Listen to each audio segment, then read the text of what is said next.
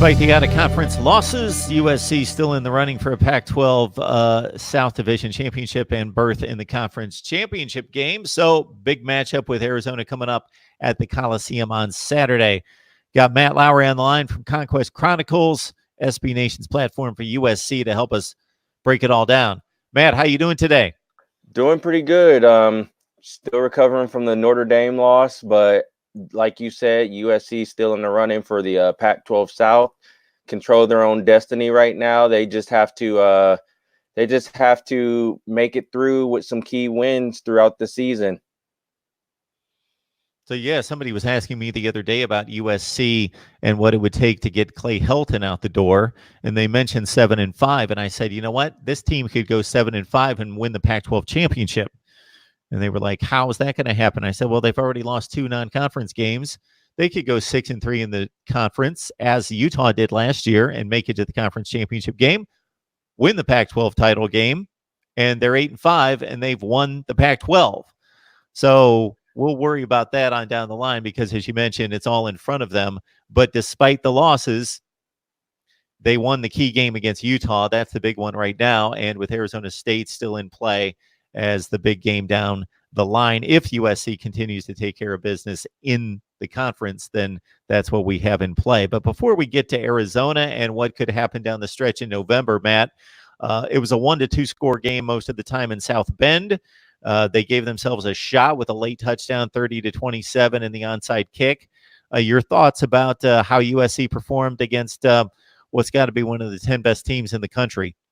Well, I don't think USC performed as bad as we thought. I think the frustrating thing with fans is that USC had 2 weeks to prepare, and still you could see there were still some issues that were a problem the first 5 games of the season.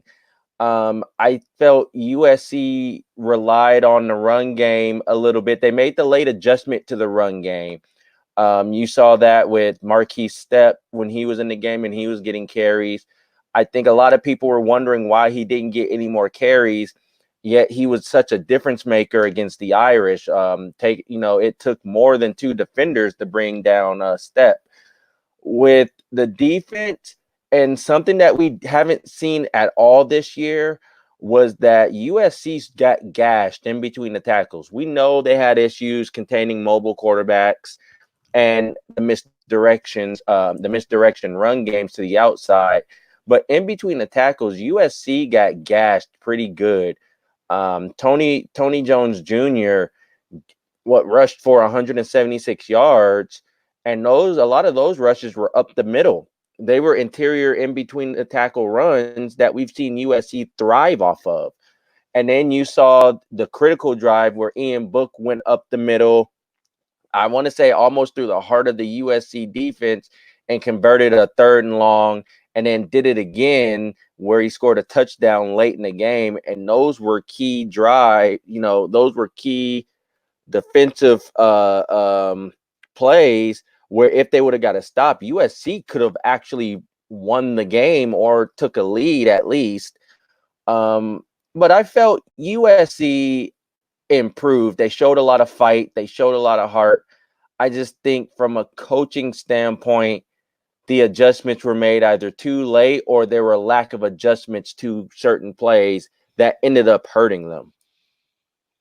So, Matt, as you mentioned, Marquise Stepp, prize recruit, gets into the game, makes his presence known, probably the best game that he's had against a quality opponent, 10 carries for 82 yards. Stephen Card acquitted himself pretty well, 9 for 44. Veve Malapai, though, unfortunately, the leading rusher on the team, lost for the season. How do you anticipate that's going to affect the carries between the other two? Well, I think for Stepp, this is where you're going to see him get a lot of carries because Malapai was the guy who was doing a lot of the physical running. But with Stepp, now this forces USC's hand to play him and to get him more carries. Of course, Stephen Carr is going to get his carries, and you might see Keenan Christian. You might see him, who's a true freshman. You might see him get some carries because of for depth reasons. Maybe Dominic Davis. the former cornerback slash current wide receiver or whatever position he is. Maybe he goes back to running back and he gets some carries for depth reasons. They're gonna try, they're gonna throw in a third guy in there to get some carries. But right now, I think a bulk of the carries are gonna go to Step and Carr. If anything, I think if Harold's wise, maybe Marquise Step gets the start against Arizona.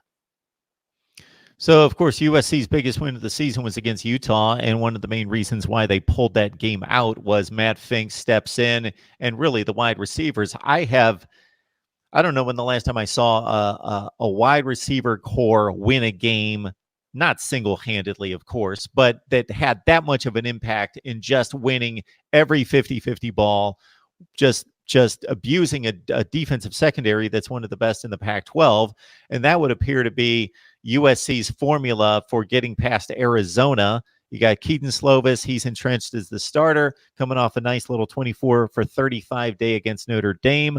The USC wide receiver core going up against an Arizona secondary getting gashed week after week. Yeah. So if you're looking for an antidote for the USC air raid, or air raid as we call it, then this is it. This is the week for it. Arizona is rated as one of the worst pass defenses in the Pac-12. They're tied with UCLA in giving up the most passing yards per game at 320 yards per game. USC has the advantage through the air. That's the thing right there. They have the advantage through the air in this game.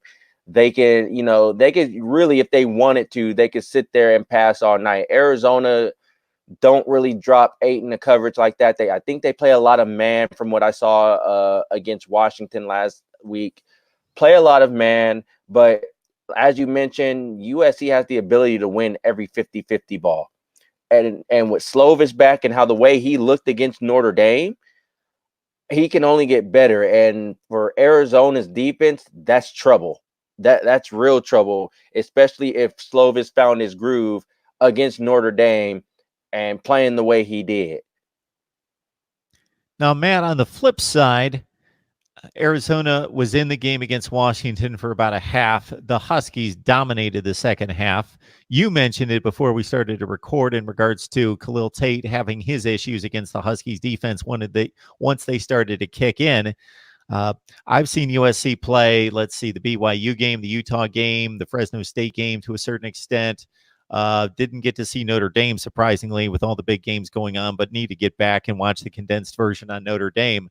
But it would seem to me, based on what I saw of USC's front against some of the better teams on their schedule, that they could really make life miserable on Khalil Tate, and they seem to have a pretty good advantage on that side of the ball as well, at least up front.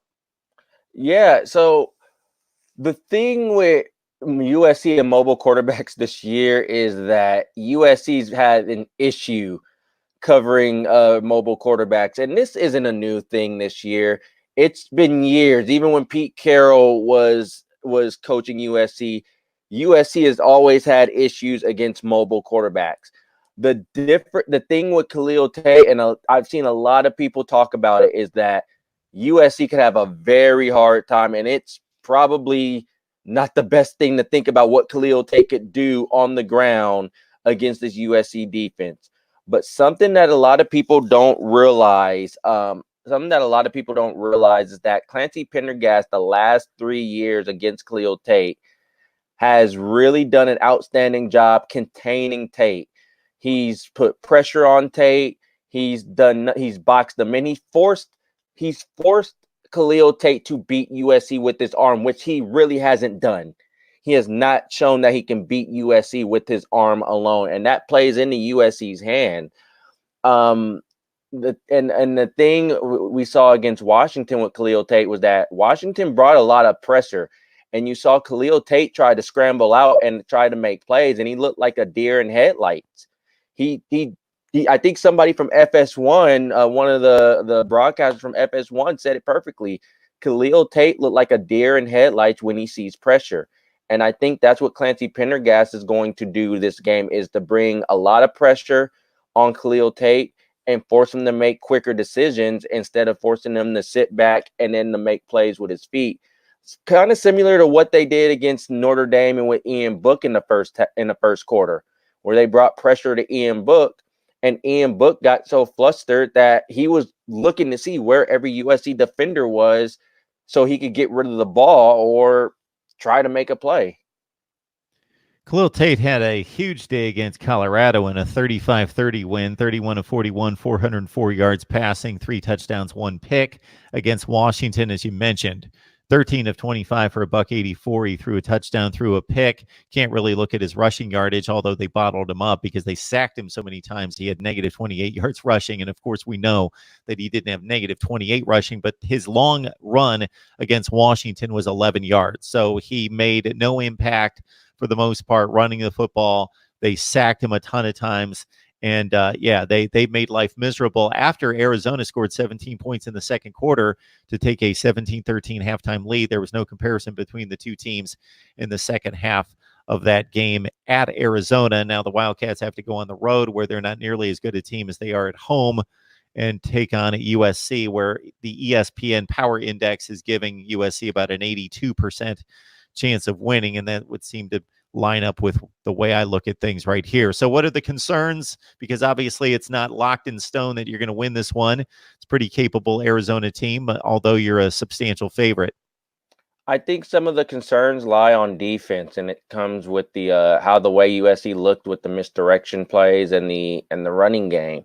Yeah, USC played a legitimate top 10 team who has a legitimate offense. And I think with that, a lot of people are concerned what Arizona could do with Khalil Tate and with JJ Taylor. I think Arizona is not as they're not as talented as Notre Dame is. Their offensive line, as you mentioned, gave up a ton of sacks. JJ Taylor, as shifty as he is and as much as he can spin his way out of trouble, I don't think USC has a hard time against the run. I do think, however, you could see Arizona go with a lot of misdirections. Arizona could go with a lot of plays going sideline to sideline where USC has shown that they've been weak at. And if that happens, then the game could turn into a shootout. But I think that's where the real concern lies. I don't see where USC has issues offensively, especially against the Arizona pass defense. That's one of the worst in the conference. Okay, jump on over to Conquest Chronicles. You can catch Matt's work and the rest of the staff there in covering USC football as the Trojans prepare for the stretch drive of the Pac-12 South Division Championship run, with Arizona coming to the Coliseum this Saturday.